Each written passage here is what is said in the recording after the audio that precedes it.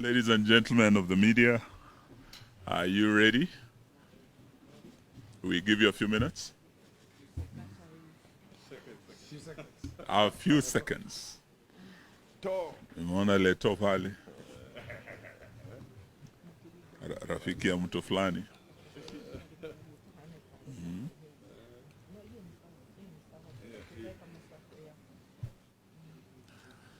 So I think when you're ready, you can give us a signal. A short statement, well, it's not that short, about the protests beginning tomorrow, the run through Thursday, all the way to Friday. And I wish to start, then I'll invite the Honorable Dr. Stephen Kalonzo Musyoka. We wish to make a few clarifications on developments around our plans for protests that run from tomorrow through Thursday to Friday this week. Against the backdrop of the protests, the Kenya Kwanza administration has withdrawn all security previously attached to the leadership of Azimio la Umoja, One Kenya Coalition Party. Everyone associated with this party and the ongoing protests, including the Honorable Raila Odinga, the Honorable Stephen Kalonzo Musyoka, the Honorable Martha Karua, the leaders of minority, and a host of Azimio governors and members of parliament have had their security withdrawn. This withdrawal of security completes a process that began weeks ago with scaling down and in some cases removal of the security cover of several of the party's leaders in parliament. We are making this disclosure not because we are desperate for state protection. We are aware that millions of Kenyans are exposed to danger every day, and our lives are not in any way more special than that of other Kenyans. We have chosen to make this public in response to many inquiries from the public and the media. So we confirm the security cover for our leaders has been withdrawn. We are also raising it because it continues a pattern of this regime chipping away at the Constitution in a manner that may look inconsequential, but in the fullness of time amount to something major. This is how dictatorship starts, by chipping away at the Constitution and established traditions, suspending civil liberties, the rule by decree, repression of political opponents, not abiding by the procedures of the rule of law, and the existence of a cult of personality centered on the leader. These developments are taking root in our country as we speak, and the withdrawal of security is part of that development. So Kenyans should not say later that they did not see a dictatorship taken off in the country. The leaders whose security has been withdrawn had them by virtue of positions held in previous regimes. As former Prime Minister, and the Right Honorable Raila Odinga was the second Prime Minister of the Republic of Kenya, and former Vice President Stephen Kalonzo Musyoka was the 10th Vice President of the Republic of Kenya. Honorable Raila Odinga and Honorable Stephen Musyoka are entitled to round-the-clock protection by the state, not as a favor, but by provisions of our laws. It is expected that a decision is taken to maintain, enhance, reduce the security cover of officers based on intelligence about threats perceptions faced by these public figures. We do not understand what intelligence perceptions informed the withdrawal of the security of the second Prime Minister of our Republic and the 10th Vice President of our Republic. Azimio sees this latest step as a continuation of the Kenya Kwanza signature politics of revenge, intimidation, blackmail, and physical assassination that also abuses the Constitution. We take note that the withdrawal of security has been effected at a time when Kenya Kwanza has revived a properly resourced killer squad named Operation Support Unit under a certain Zachary Kuria, and it is embedded in the official police service for Zachary Kariuki, and it is embedded in the official police service for this dirty work. I now wish to invite the Honorable Dr. Stephen Kalonzo Musyoka to make the rest of the statement. Then invite Honorable Karua. Thank you. We have proper, accurate, and detailed information about OSU. We know its members wear civilian clothes. They travel in groups of 5 people from one ethnic community. They are heavily armed with lethal weapons. They are better facilitated in terms of logistics and transportation, remuneration, communication, and weapons and the country's official security agencies. This is a group that last week killed people in Kamukunji, Mlolongo, and Jogoo roads. They fired at people from unmarked green, black, gray, silver, red, and white, mostly Subaru vehicles. They also fired from one gray Toyota Succeed KBD 612G. Each of the 5 occupants of each of the vehicles was from one ethnic community, as has been stated before. These vehicles are always parked at the traffic police headquarters near the Kenyatta Hospital, at the Anti-Terror Police Unit, and Nairobi Regional Headquarters. We restate that only mission of OSU squad is to assassinate or grievously harm Azimio leaders and Kenyans protesting against harmful government policies.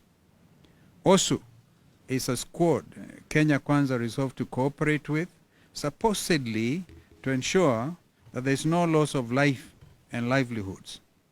It is a squad that will kill people tomorrow and during upcoming protests. We thank Kenyans on Twitter and on social media because they on their part have been able to pick on this killer squad and spread it all over. Of course, we are still gathering evidence in this regard. I now call on Mheshimiwa Martha Karua to make the rest of the statement. Where have you reached?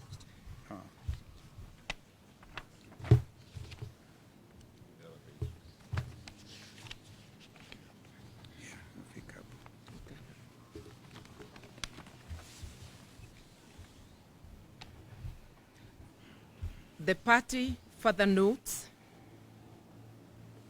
before then, Samahani, the government has entered into a public-private partnership with militia to cripple freedom of assembly and protests. The party further notes that the security withdrawal comes days after William Ruto promised kusafirisha Honorable Raila Odinga and President Uhuru Kenyatta. Indeed, we remain eternally grateful to Mr. Ruto for uttering those words. Out of the abundance of his heart, his mouth spoke.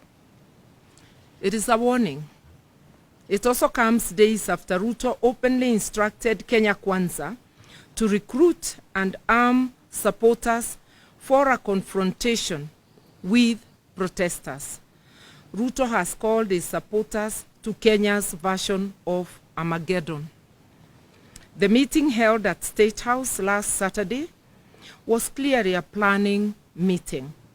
It came up with a clear command, control, funding, and mobilization of resources and people structures for purposes of carrying out genocide. Its resolutions are already being implemented in various parts of the country, where some governors are mobilizing people to counter protesters.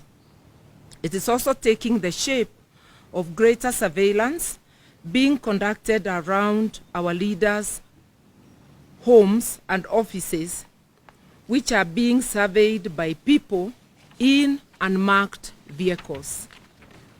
What Ruto decreed in State House last week is part of what is going on in Sondu, Kericho, and Kisii-Kericho boundaries, where an ethnic militia is being armed against local communities. The militia has protection of the police. The events in Sondu are expected to be replicated in other parts of the country in coming days. We further take note that although Kenya is not at war, all police and other security officers have been recalled from leave to deal with protesters. The provisions of the Constitution on the right to protest notwithstanding, Ruto is at war, not just with Azimio, but with the entire Kenyan population, especially those who do not support him. We appeal to our neighbors in the region not to join Ruto's war against Kenyans. Our neighbors must not supply Ruto with tear gas and ammunition to fight Kenyans.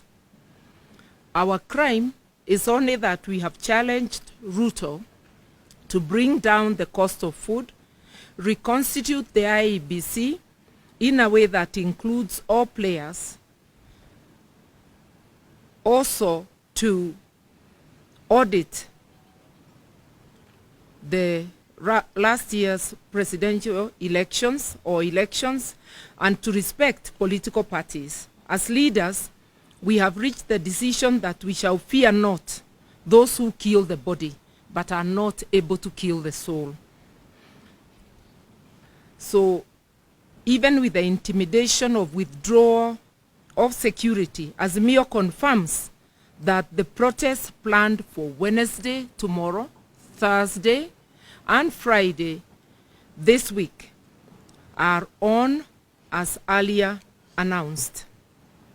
We appeal to the police to be professional, to resist being turned into a killer squad for hire by politicians and a regime suffering acute legitimacy deficit.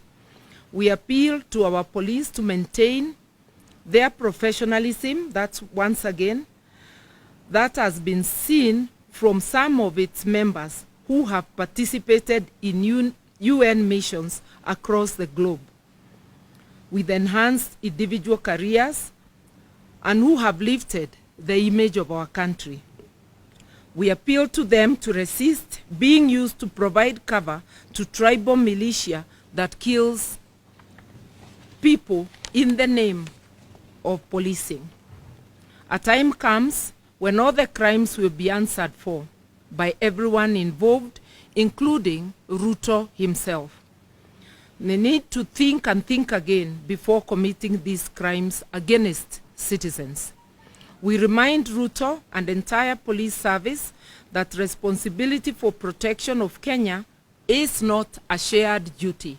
Under our constitution, the duty bearer is the state and the law enforcement agencies.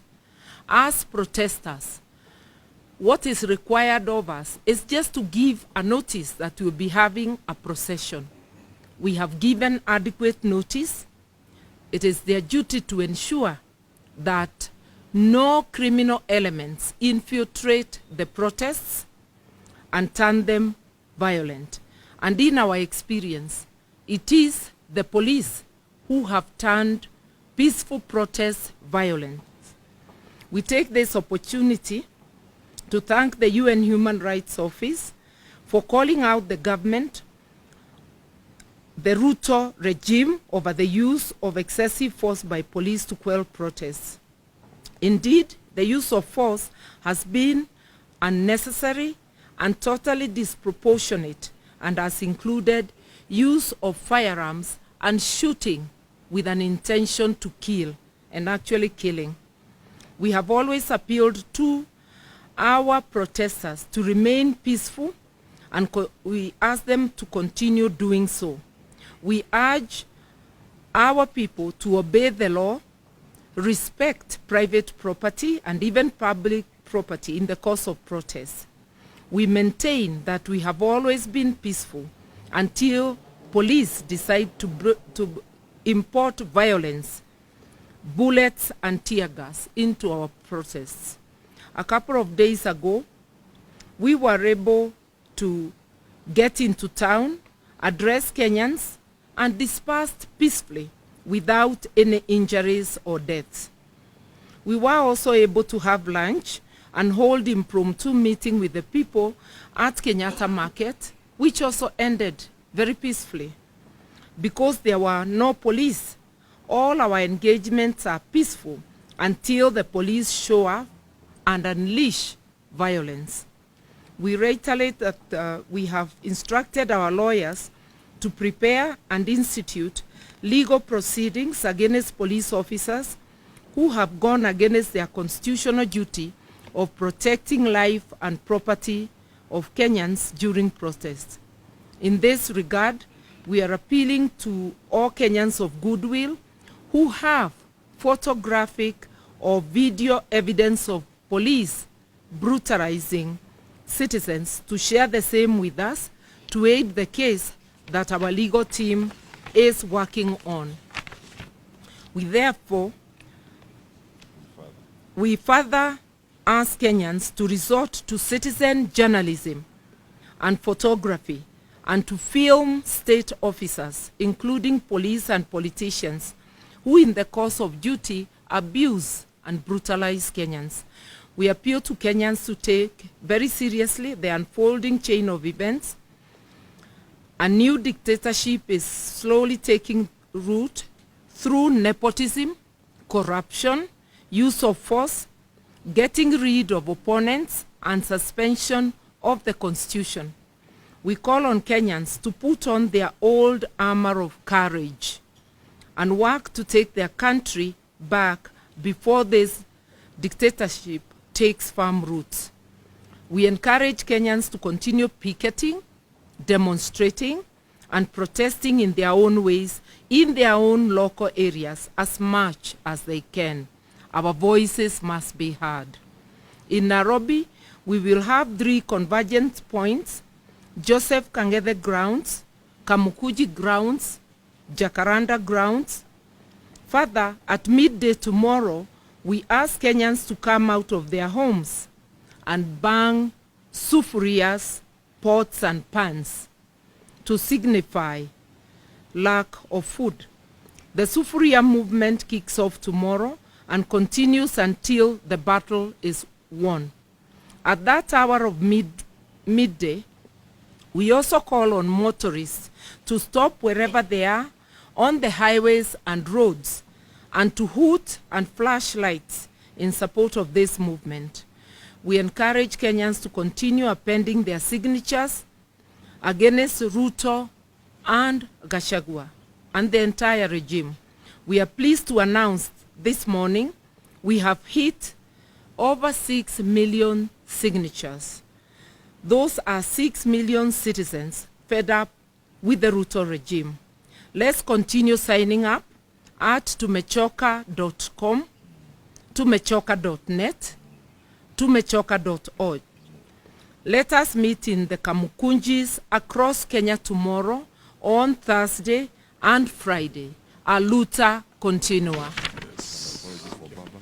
And before we sign off, apologies that our leader, the people's president, is not with us. He is in other engagements, critical engagements, and we spoke with him and we are going to report to him the progress so far. Asanteni sana. Very good. Oh, yeah, we can hear you. Yeah.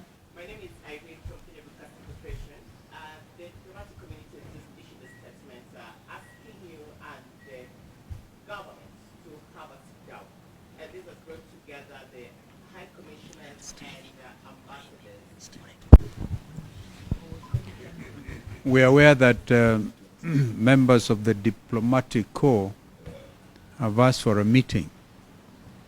And in fact, I've given, because I was given the responsibility to be the convener on our side. So what you have said is news, but what we need to reiterate is, of course, we can never say no to envoys who are accredited to our country when they want to meet up with the leadership. We will have to brief them accordingly. It's a briefing business. But it's the same envoys who are also bound by the resolutions of the UN Human Rights Center in Geneva, because all the representatives from their respective countries collectively issued that statement, highlighting the fact that it is the police who got out and killed our people. We had the very difficult mission of seeing some of the Kenyans who are killed. 3 bodies at Shalom Hospital. In fact, the names are there. There are now 4. And we know there will be a burial in Kiminini, for example. One young man, Wanjala, be buried there on Friday, and Kakamega on Saturday. There'll be one young man who in Emali, and the problem that emanated in Mali, because people saw this young man who was going to join Egerton University or Moi University in September to do ICT. He came out with his mother and was killed in the presence of his mother. He had nothing to do with any demonstrations or just watching what the police were doing. He will also be buried. That young man's ambition in life was, because the mother is a single mother, to go study, get a university degree, come and put up a home for his mother. You can imagine, therefore, how shattered that single mother is in Mali. And as a result of that, people came out. And you can look at each of these cases where, as a result of the killer squad, the people we saw, all of them had bullet wounds. The ones who succumbed had them on the head, on the chest. But the majority of them were running away. Why kill people who are running away? Because the bullets were from the back. So these are some of the things that we will share with the envoys, and we expect them also not to be partisan in any way. Thank you.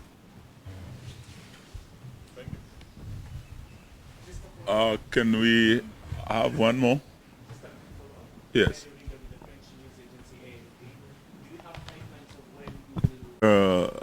At our convenience, we have received their request, but we have also been talking to them because, like Martin Luther King once said, at the end of the day, we will not remember the harsh words of our friends, but the loud silence of our friends. They have been silent when people are getting killed here. Why would it take someone from Geneva to issue a statement that was issued, and they are here and they have not spoken? We will engage them at our convenience. Thank you very much.